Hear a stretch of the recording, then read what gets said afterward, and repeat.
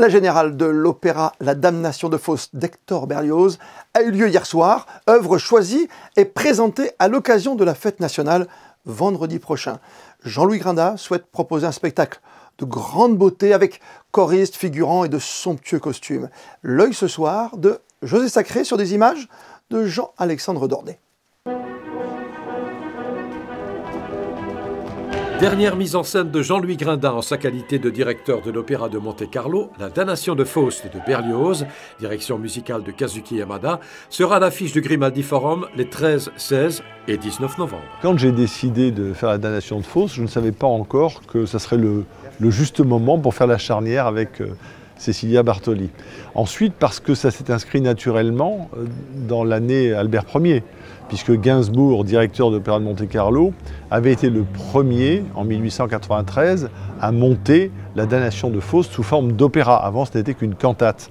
Et ça a été un événement international pour la principauté qui a mis sous les feux l'Opéra Garnier et qui a fait parler de l'Opéra de Monte-Carlo dans le monde entier, il faut bien le dire. Et Gainsbourg ainsi a commencé une très grande tradition de découverte, de premières et de coups de génie. Oui, c'est une très grande production. On ne peut pas faire La Damnation de Faust avec moins de 80 choristes, un ballet, des figurants, beaucoup de changements de décor obligatoires. Et pour essayer de rendre justice à ce qu'était cette extraordinaire aventure en 1893, puis lors des reprises en 1902 et 1905, et puis encore bien après, mais il y avait toujours eu à ce moment-là des nouveautés technologiques, parce que Gainsbourg était un grand metteur en scène d'opéra, et il aimait la nouveauté technologique, c'est ça qui attirait les gens. Les qualités de cette œuvre, c'est qu'elle est extrêmement compliquée, puisque ce n'est pas une dramaturgie linéaire, ce sont des scènes, il y a 8 scènes, que Berlioz a rassemblées, en partant du Faust de Goethe, bien sûr. Alors voilà, comme il n'y a pas de linéarité dans l'histoire, on suit bien Faust, on voit bien qu'il y a le diable, mais Marguerite, par exemple, n'intervient pas avant l'entracte, mais après.